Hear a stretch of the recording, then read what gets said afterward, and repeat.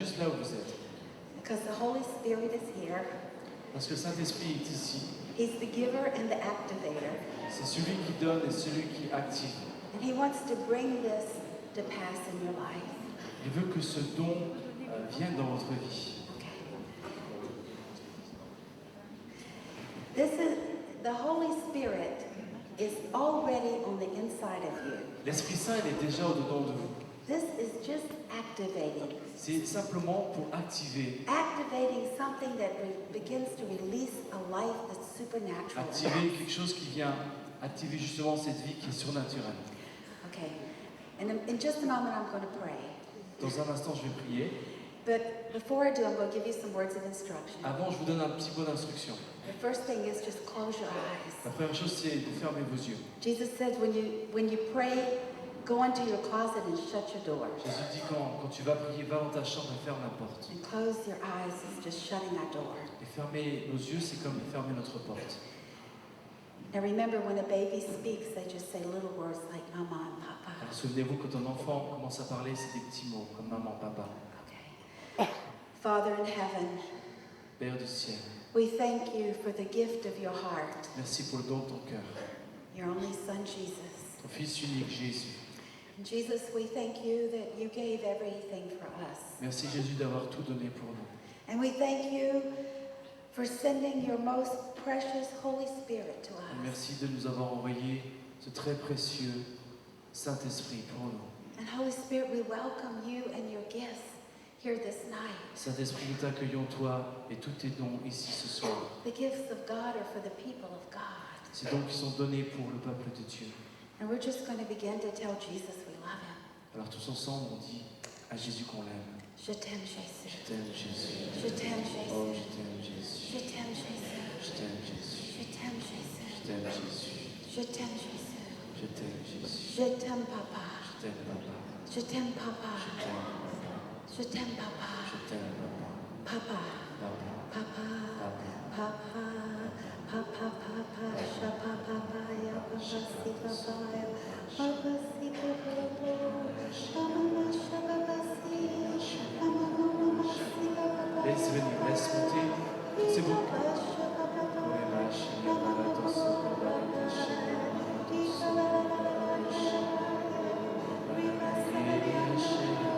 Ouvre ta bouche, remue ta langue, laisse venir.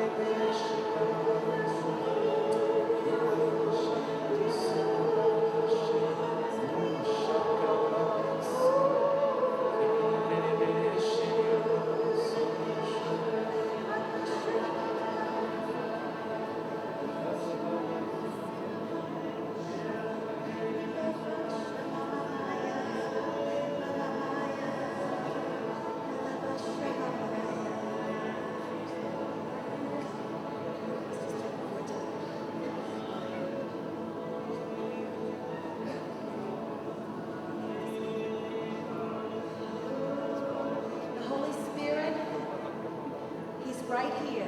And you have to give your lips in the sound. L'Esprit Saint, il est là au-dedans de toi. Il faut juste que tu prêtes tes lèvres au son qui vient de ton cœur. And you just have to yield to it. Il faut juste que tu t'abandonnes. And just become like a little child and just say, Papa.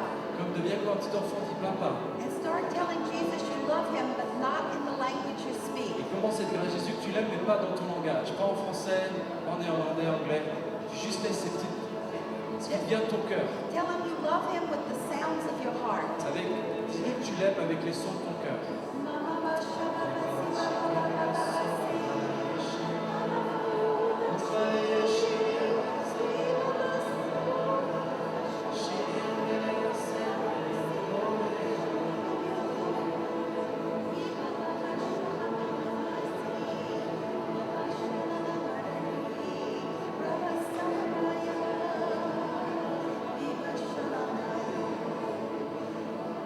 Just tell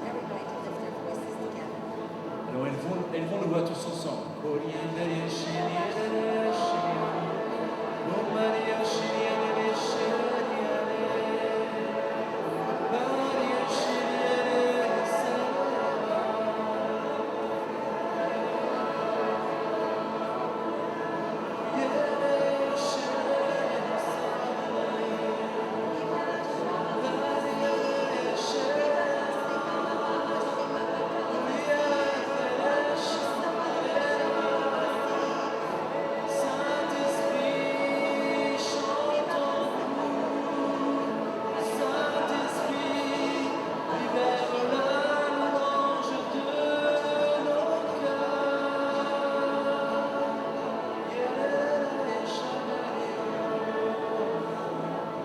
If you need help, just raise your hand. Somebody from the prayer team will come.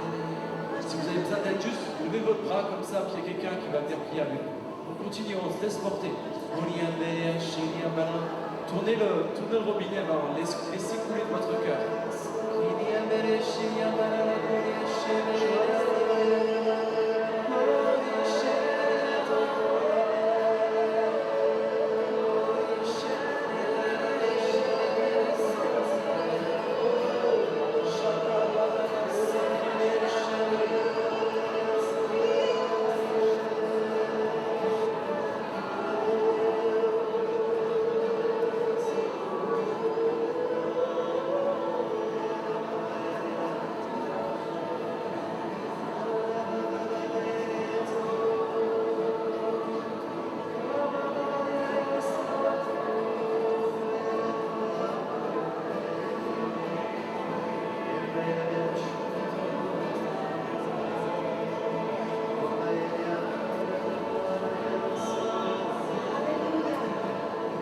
Hallelujah. Hallelujah. Now, I just want everybody to raise their voices a little louder. Je vous invite encore de monter encore le volume.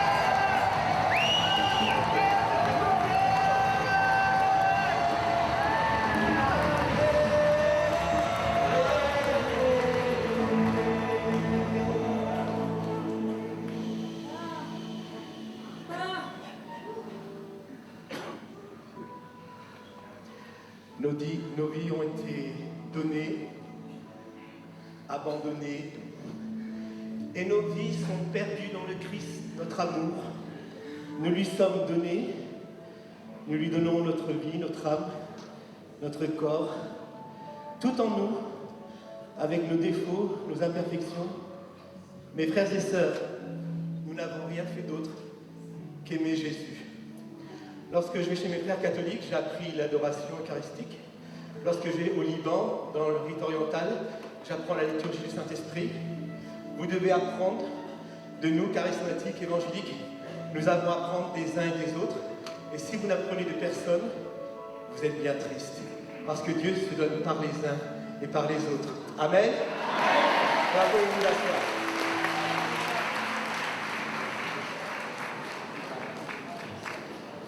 Alors peut-être, vous vous dites, mais ce pasteur, il en a fait un peu trop. Eh bien, vous avez raison. Parce que Jésus m'en a trop demandé. Et hier, j'ai posé une question, nous mangions avec l'évêque, et puis j'ai posé une question à celui-là, mais je n'attendais pas cette réponse.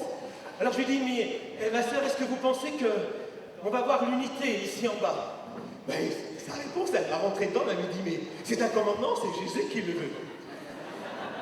Alors, merci de ne pas avoir usé de politesse, parce que la politesse ne nous amène à rien. Seul l'amour qui nous pousse par l'Esprit Saint à sortir de nos limitations. Et je dois dire ce que j'ai appris dans l'unité, et peut-être vous avez vu peut-être dans la louange, mais ce que nous vivons à Paris, et dans toutes les réunions qui se font en France, partout en France, partout. C'est des chrétiens qui se connaissent, qui sont les amoureux du Christ, qui deviennent des amis, ils ne quittent pas leur église, ils quittent le péché. Eh oh!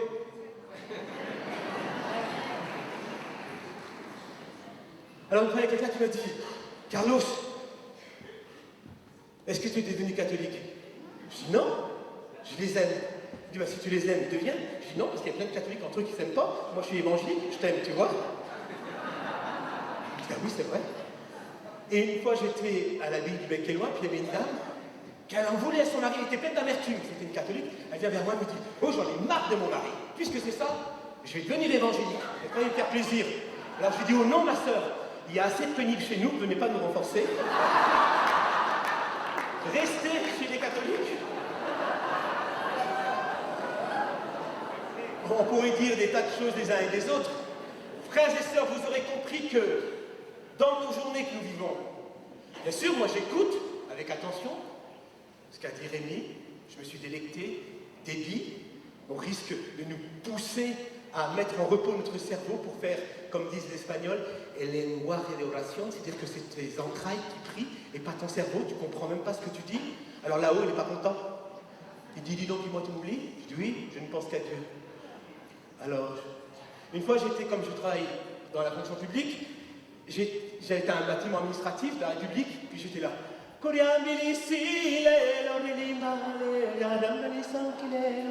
il y a ma collègue qui arrive et dit, oh, tu parles en espagnol? Je dis non, je parle en langue. Alors elle me dit une réponse très française, elle me dit, bordel, qu'est-ce qu'il comprend? Alors je lui dis, il n'y a que Dieu. Alors elle est allée vers tous mes collègues, elle dit, et il y a un dingue parmi nous, il parle en charabia et Dieu le comprend.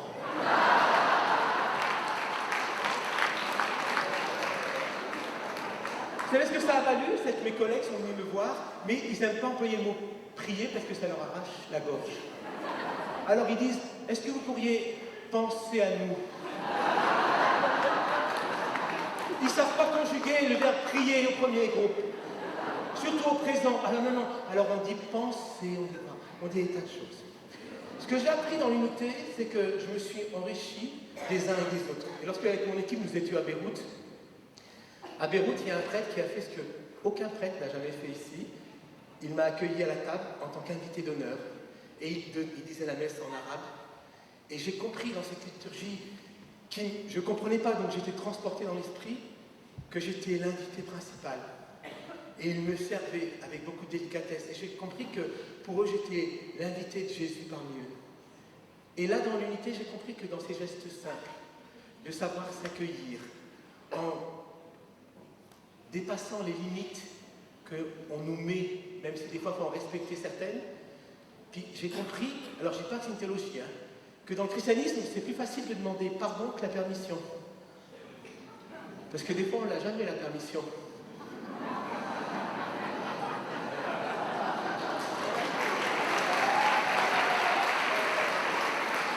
Alors, l'Esprit Saint nous pousse, pas parce que nous soyons rebelles, ah non, mais parce que l'amour de Christ en nous est plus fort, alors il nous pousse à la limite de la permission. Et ce matin, c'est pour ça que j'ai jubilé par l'Esprit Saint en moi, entendant un évêque. Il a fait presque pareil. Bah, allez. Bon, restez sages parce que je dois maintenant jouer mon rôle pastoral. Nous allons prendre, s'il vous plaît. Vous êtes merveilleux. Non, je vais vous prêcher courtement. Pourquoi tu dis Alléluia, toi là-bas? Heureusement que je ne me suis pas susceptible. Hein. Je vais vous prêcher, j'essaie de vous dire à ma manière, pourquoi du Magnificat, lorsque Marie était remplie du Saint-Esprit, qu'est-ce qu'elle a prophétisé? Comment son fils Jésus l'a incarné? Comment les disciples l'ont réalisé? Et pourquoi aujourd'hui nous devons continuer? Mais continuer quoi? Alors je me suis dit, comme je suis un bon protestant évangélique, je vais me baser sur l'Écriture sainte. Et j'aimerais vous faire lecture du Magnificat, peut-être pour certains, la partie que vous connaissez peut-être pas trop. Parce que souvent vous connaissez les 3 premiers versets, mais pas les autres.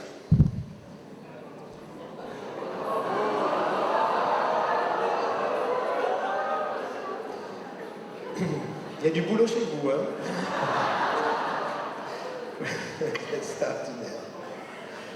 Normalement, l'Esprit Saint en vous, vous devez me voir plus grand que vous. Je sais que c'est difficile pour certains. Bon, allez, on va rester christocentré. Hein? Je sous-entends que tout le monde ici connaît le Magnificat par cœur. Donc je ne vais pas poser la question comme ça au hasard, nous serions surpris. Mais j'aimerais vous dire, lorsque le Saint-Esprit remplit la Mère du Seigneur, Marie, celle qui va être bénie entre toutes, c'est-à-dire qu'elle n'est pas bénie elle seule, mais bénie entre toutes. C'est-à-dire que toutes les femmes doivent être bénies, et aussi nous tous, nous sommes tous bénis. Et lorsque l'Esprit Saint va la saisir, elle va dire la chose suivante. Mon âme exalte le Seigneur, et mon esprit se réjouit en Dieu, mon Sauveur, parce qu'il a jeté les yeux sur la bassesse de sa servante. Car voici désormais toutes les générations me diront bienheureuse, parce que le Tout-Puissant a fait pour moi de grandes choses. Et la déclaration va continuer et elle va être majestueuse. Et donc là, Marie va parler de Jésus qu'elle porte dans ses entrailles par l'Esprit Saint. Son nom est saint. Et nous l'avons chanté aujourd'hui. Lorsque nous proclamons la sainteté de Dieu, nous sommes en accord avec cette parole prophétique donnée par la Mère du Seigneur, elle-même remplie du Saint-Esprit et du Christ en elle. Lorsque vous êtes rempli du Saint-Esprit et le Christ est en vous, vous allez dire les choses essentielles, les choses qui ont une portée jusque dans la vie éternelle. Et la parole prophétique va continuer comme ceci. Et sa miséricorde s'étend d'âge en âge, jusqu'à Namur. Pardon, non, ça c'est moi qui l'ai rajouté. D'âge en âge, ça veut dire qu'il n'y a pas de fin. Vous ne pouvez pas mettre fin à cette parole prophétique parce qu'elle est d'âge en âge, sur ceux qui le craignent. Et d'ailleurs, ce matin, on nous a parlé de la crainte de Dieu. Et là, la Mère du Seigneur va donner une précision que j'aimerais qu'on puisse s'arrêter ce soir. Il a déployé la force de son bras. Donc là, elle parle de son fils qu'elle a en son sein. Et Marie dit, il a déployé la force de son bras. Ce verset, vous allez le trouver, pour ceux qui sont scripturaires parmi vous, enfin qui aiment scruter les Écritures, Ésaïe 53, qui nous donne tout le caractère de Christ. Ésaïe 53 au premier verset. Qui a reconnu le bras de l'Éternel? J'aimerais vous dire que Jésus, c'est le bras de l'Éternel. Il a déployé la force de son bras. Et là, Marie va nous donner, remplie du Saint-Esprit, va nous donner des choses importantes à savoir pour nous tous.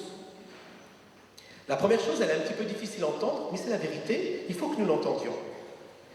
Il a dispersé ceux qui avaient dans le cœur des pensées orgueilleuses.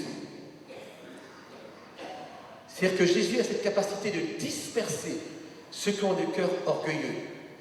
Dieu résistant aux orgueilleux, faisant grâce aux... Amen. Après, elle va donner d'autres paroles, d'autres précisions. Il a renversé les puissants de leur trône. Cette parole prophétique est en train de nous dire que Jésus, qu'elle a en son sein, va détrôner toutes les puissances maléfiques dans la vie des gens, mais aussi sur les puissances des villes. Donc, elle est en train de nous dire que Jésus va chasser les démons. Ce que le Christ va faire en permanence dans l'Évangile. J'ai un petit souci avec cette page, je n'arrête pas de tourner. Il a renversé le puissant de leur trône, et comme vous l'avez dit, c'est vous qui l'avez dit, celui-là tout à l'heure, il a élevé les humbles. Dieu prenant plaisir à nous élever lorsque nous sommes en humilité. Après, il a rassasié, donc elle parle toujours de Jésus, il a rassasié de bien les affamés. Frères et sœurs, Dieu ne fait pas de superflu. Il vous faut être affamés. Est-ce qu'il y a des affamés? Oui. D'ailleurs, nous avons entendu cet après-midi comment on peut être affamé dans la chair et comment Dieu vous a repris, savoir si c'était sa parole. Mais il pourrait nous reprendre à chacun d'entre nous. Nous sommes affamés de quoi? Oh, ça va, Gardons-le pour nous-mêmes.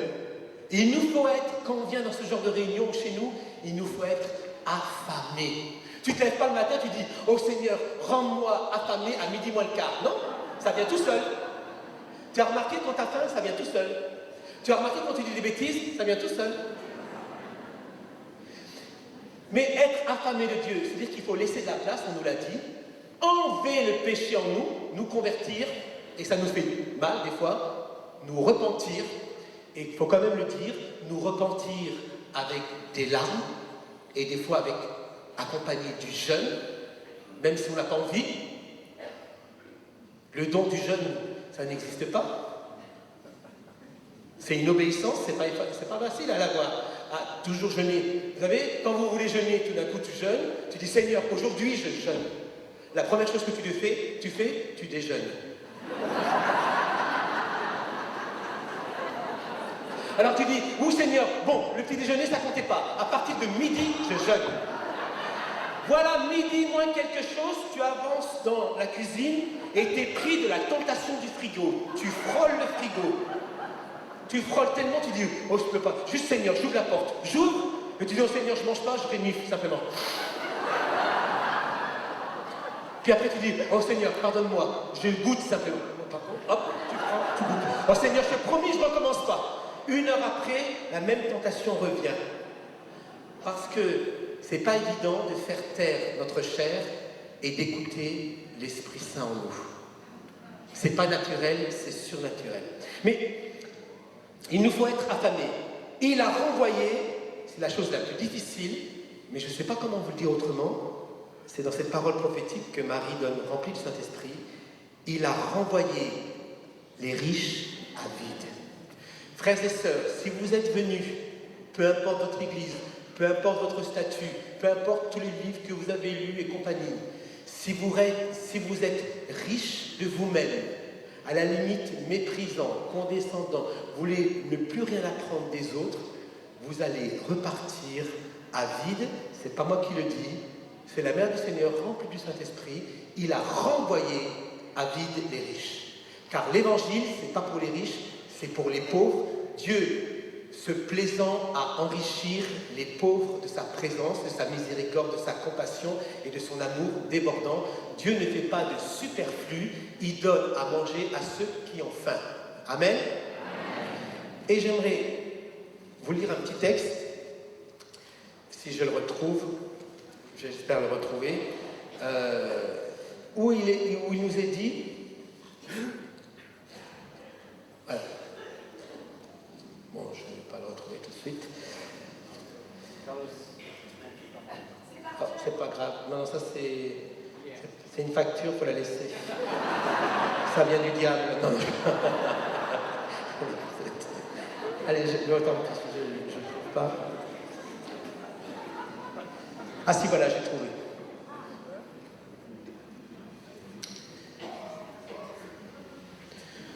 Nous sommes toujours joyeux. On a vu les tranches que vous faites, hein? Allez, décontractez-vous. Entre 2 Corinthiens, 6e chapitre, 10e verset. Comme pauvres, et nous enrichissons plusieurs. Comme n'ayant rien, nous possédons toutes choses. Pour enrichir les autres de Christ et de la présence de Dieu, il faut être pauvre. Et notre pauvreté enrichit les autres. Notre pauvreté, c'est d'apprendre des uns et des autres. C'est surtout d'aimer les uns et les autres comme ils sont et pas vouloir les transformer comme moi. Vous savez que nous avons un Dieu unique, un Fils unique, une Église unique, et vous êtes tous des uniques. Ben pour certains, heureusement qu'il n'y en a pas deux comme eux. Hein. Ben heureusement qu'il n'y a pas de Carlos, vous imaginez? Comment vous feriez pour supporter? Il n'y en a qu'un. J'aimerais vous dire que Christ en moi ne m'a pas dépersonnalisé. Il a mis le caractère de Christ en moi, mais surtout, il m'a fait une bataille intérieure pour que je cède le premier. C'est-à-dire qu'il a gagné. Il a gagné, je suis tombé amoureux de lui. Il a gagné, je suis resté amoureux de lui. Il a gagné, il faut que j'aille annoncer l'évangile aux autres. Oh Seigneur, je suis joyeux, je vais annoncer l'évangile. Tu vas voir quelqu'un, t'es à moitié déprimé. Ah, tu sais que Jésus t'aime? Puis le gars, il a presque piété de toi, il te dit, ouais, maintenant tu peux aller là-bas si tu veux. Parce que les gens du monde, ils ont pitié de nous. Ils pensent que nous sommes malheureux, alors que nous sommes remplis de cette richesse de Jésus. Pour terminer, qui c'est qui a piqué? Ah,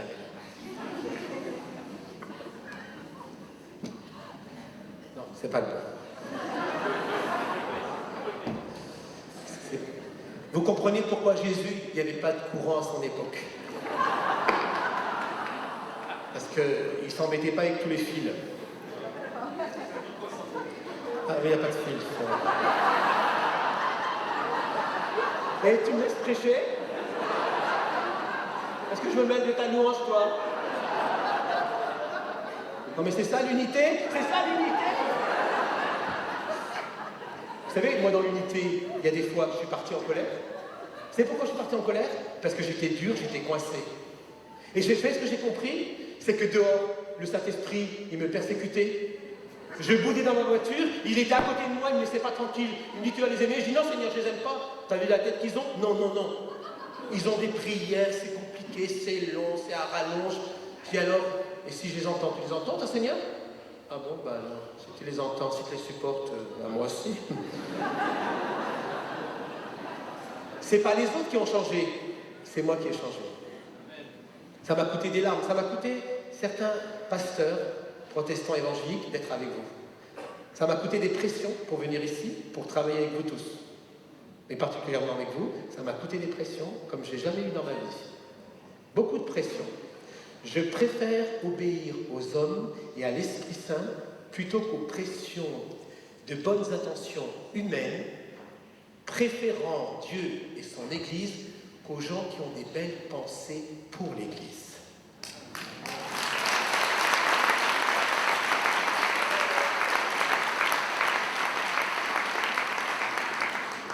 J'aimerais vous dire la chose suivante. Marie l'a prophétisé, Jésus va l'incarner et le réaliser, et l'incarner notamment lorsqu'il rentre dans la synagogue. Et il va dire la chose suivante dans Luc 9. Jésus ayant assemblé les 12, il leur donna la force et le pouvoir de bien parler. Non. La force et le pouvoir sur tous les démons avec la puissance de guérir les maladies. Jésus est en train de faire ce que sa mère avait prévu lorsqu'il était dans son sein. Chasser les démons, guérir les malades. Il les envoya prêcher le royaume de Dieu et guérir les malades. Verset 11e. Il guérit ceux qui avaient besoin d'être guéris. Tout à l'heure, j'étais interpellé, et dans mon livre, je l'ai marqué à plusieurs reprises. Que ce soit bien clair parmi nous. Ceux parmi nous qui mourront dans la paix, c'est une guérison aussi. Nous ne faisons pas d'acharnement spirituel. En sachant une chose, que votre corps, vous avez beau l'entretenir, pour certaines. Et certains, attendez, laissez-moi finir. Incroyable, vous êtes susceptibles. Quoi qu'il arrive, on vous mettra dans la boîte. Peu importe l'état de la boîte et du corps qu'il y a dans la boîte. L'important, c'est votre âme, votre cœur, votre décision, ce que vous avez fait. Parce que personne, j'aimerais vous dire, lorsque j'étais à l'hôpital, j'avais des tuyaux partout, je ne peux pas vous dire, parce que la naissance ne le permet pas, mais j'étais à nu, comme ça. Et j'ai appris que, comme ça, sans bouger, presque sans parler, et humilié dans ma pudeur, Dieu parlait même au travers de mon corps aux infirmières qui étaient là. Dieu n'en a que faire de ton état d'âme, de ton état de ton corps. Il a besoin de ton obéissance, de ton amour, et que tu le suives jusqu'au bout. Peu importe l'étape que tu arrives au bout, je l'aime, Jésus, jusqu'au bout. Moi, j'ai vu une femme de pasteur évangéliser jusqu'au dernier souffle sa voisine, mourir dans la paix de Dieu d'un cancer, elle-même, priant jusqu'à son dernier souffle pour les gens qui étaient autour. Là, j'ai reconnu mon Jésus, mon amour de Christ dans la croix. Même agonisant, et tu l'as dit tout à l'heure, transpercé, il continue à guérir, à délivrer, parce que c'est dans sa nature même de Christ, sa mère nous l'ayant prophétisé, rempli de l'Esprit Saint. Jésus ne sait qu'aimer, ne sait que nous guérir, nous délivrer de nous-mêmes et nous rendre amoureux de Dieu, de son Église et d'aimer le monde, parce que l'avenir de l'Église se trouve dans le monde. Et c'est pour ça que nous sommes pressés à cette évangélisation. Et vous avez parlé tout à l'heure de ces apôtres des temps de la fin, qui ne regardent pas à leur propre, j'allais dire, dénomination, préférant évangéliser. Voilà, il y a un mois, j'étais à la basilique des Rois de France à Paris. Là, ceux qui prient pour moi, la semaine prochaine, je serai à la basilique Jeanne d'Arc de Paris.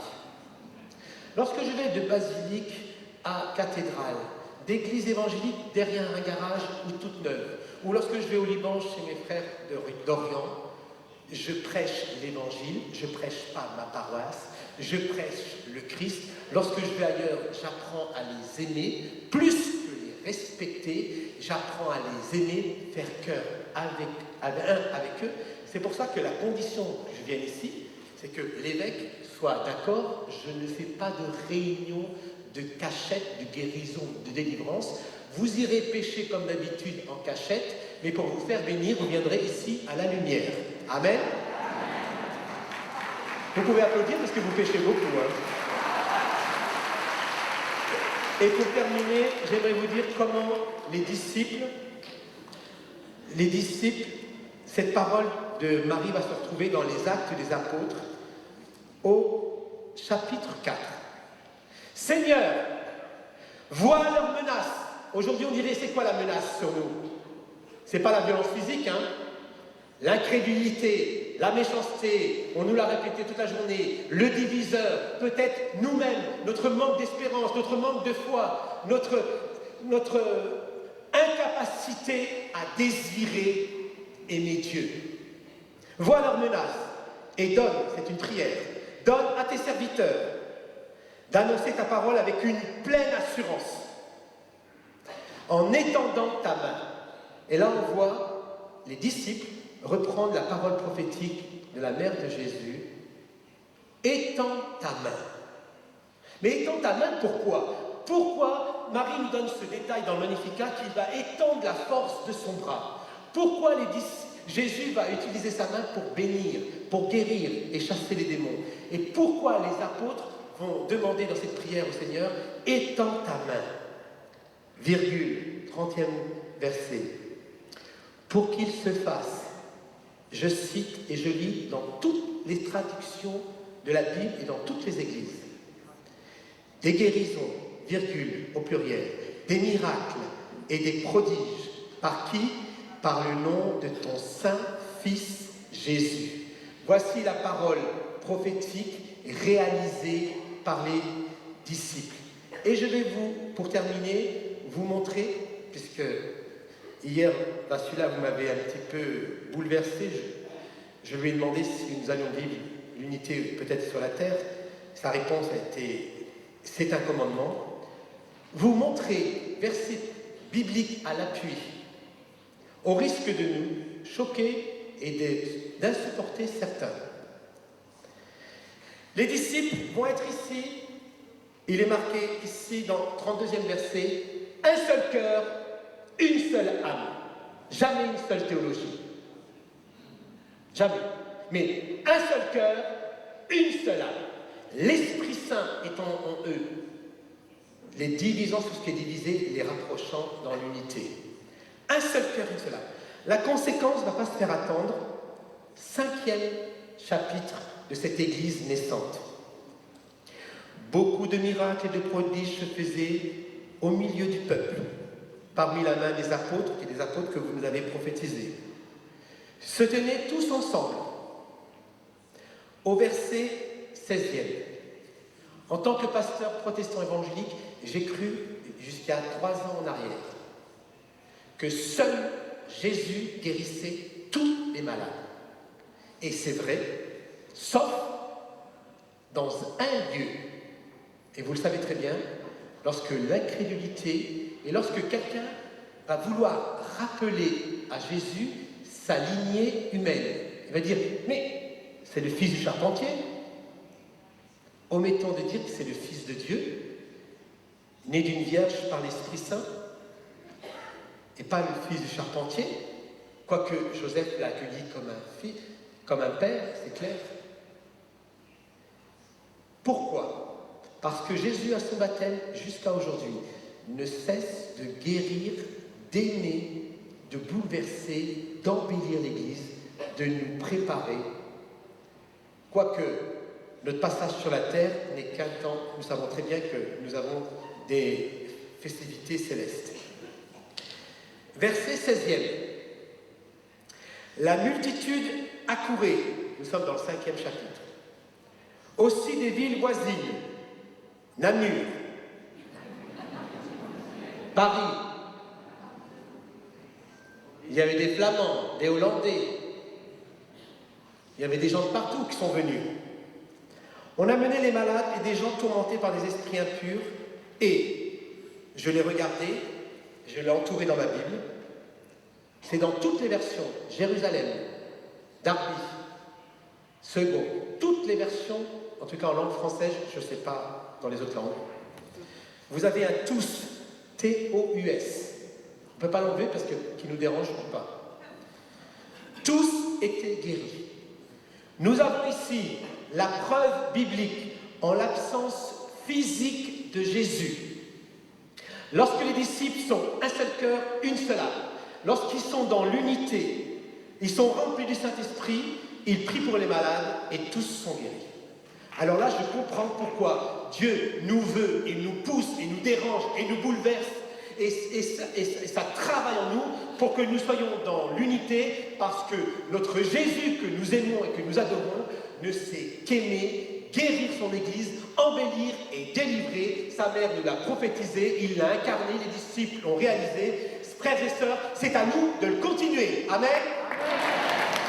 Nous devons le continuer quand nous décidons de faire, pas plus que les autres, mais au moins comme, quoique Jésus, et si quelqu'un ici peut me dire l'inverse, quoique Jésus nous ayant avertis que nous ferions des choses plus grandes.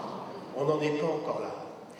Alors moi je dis, puisque la servante du Seigneur et les uns et les autres, et l'Esprit Saint avec tout ce qu'il nous donne, nous disent que l'unité de l'Église, c'est pas uniquement parce que c'est à la mode, même si moi, il n'y a que, très franchement, je l'ai dit hier, ça fait que 6 ans, parce que moi, j'avais pas envie d'aller chez les autres. Parce que quand tu vas chez les autres, c'est les problèmes des autres que tu te récoltes aussi. Moi, j'en ai déjà fait dans mon église. Mais vous savez, je vais vous dire une chose. J'ai remarqué que lorsque j'allais au Liban, ou en Suisse, ou en Belgique, ou aux États-Unis, ou ailleurs, lorsque je voyais une femme pleurer pour son fils, qu'elle soit catholique, protestant ou orthodoxe, c'était les mêmes larmes. Que lorsque je voyais quelqu'un qui souffrait d'un cancer, qu'il soit catholique, protestant ou orthodoxe, c'était la même souffrance. Et quand j'étais à l'hôpital, on ne me demandait pas si le voisin d'à côté était catholique, protestant, orthodoxe. J'avais trouvé des hommes dans le milieu médical et paramédical qui aimaient leur métier pour prendre soin de nous. Se trouvera-t-il, frères et sœurs, dans l'Église du Christ, des hommes et des femmes qui aiment les boiteux, les tordus, les gens de mauvaise vie, ceux qui trompent, ceux qui volent, ceux qui ont du mal à rentrer dans la miséricorde, ceux qui sont trop bas, trop profonds, ceux qui n'espèrent plus, ceux qui n'ont plus rien à dire, ceux qui sont fatigués d'avoir dit pendant tant d'années. Et j'ai compris ça, c'est que Dieu avait la capacité de comprendre le rien que tu as à dire, le silence de ton cœur. J'ai vu même Dieu comprendre et accueillir les cris des femmes violentées en cachette par l'alcool, par la drogue, abusées dans leur sexualité, dans leur intimité, comme des hommes, comme des femmes, comme ceux qui nous entourent. J'ai appris que lorsque l'ennemi divisait les familles ou l'Église, les larmes, les serrements de gorge, nos entrailles, tout était en nous atteint et détruit. Et j'ai appris que cette limite de l'ennemi, aucune de nos théologies nous protégeait du diable. J'ai vu autant de dégâts chez les uns, chez les autres. Mais ce que j'ai vu depuis 6 ans, et les prêtres qui me raccompagnent ou avec qui je sers les uns les autres, je n'ai jamais vu autant de guérison que lorsque nous sommes unis. Et cette parole de Dieu nous rappelle que lorsque nous sommes unis, et pour ça que Dieu nous pousse, c'est pas pour nous. C'est pas parce que j'avais envie. Parce que moi, lorsque je vais dans une réunion évangélique, je n'ai pas à faire attention. D'ailleurs, je ne fais plus attention à ce que je dis. J'essaye d'être obéissant à l'Esprit Saint. Ça me coûte, parce que je me rappelle, j'ai aussi de l'aide de rappel. Monsieur le pasteur, vous avez été évangélisé, c'est les catholiques, ça suffit. Dieu ne vous a pas donné ce don-là chez les autres, il faut peut-être penser à nous. Alors je vais chez mes frères évangéliques, ou chez mes frères luthériens ou réformés. Puis j'ai appris que Jésus avait été donné pour le monde, et ceux qui étaient en quête de guérison, et ceux qui étaient assoiffés, comme cette parole de Marie, que Jésus n'allait que nourrir ceux qui étaient affamés et assoiffés. Ce que je vous propose, durant cette soirée, et nous allons être là, les orateurs, et j'aimerais, parce que vous l'avez montré tout à l'heure, dans votre offrande, votre maturité, on a presque atteint la somme. Il manque très peu, mais c'est ce que vous allez donner demain, ce que vous n'aviez pas aujourd'hui. Chaque jour suffit sa peine.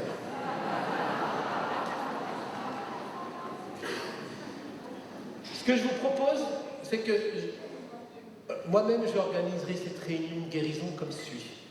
Je mettrai les orateurs ici, et de temps en temps, et je demande aux orateurs cette docilité dans l'obéissance, si vous permettez, Rémi, Sylvain, Assula et Déby, de vous déplacer simplement pour que les gens ne viennent pas vers vous, mais qu'ils viennent dans le Christ en nous.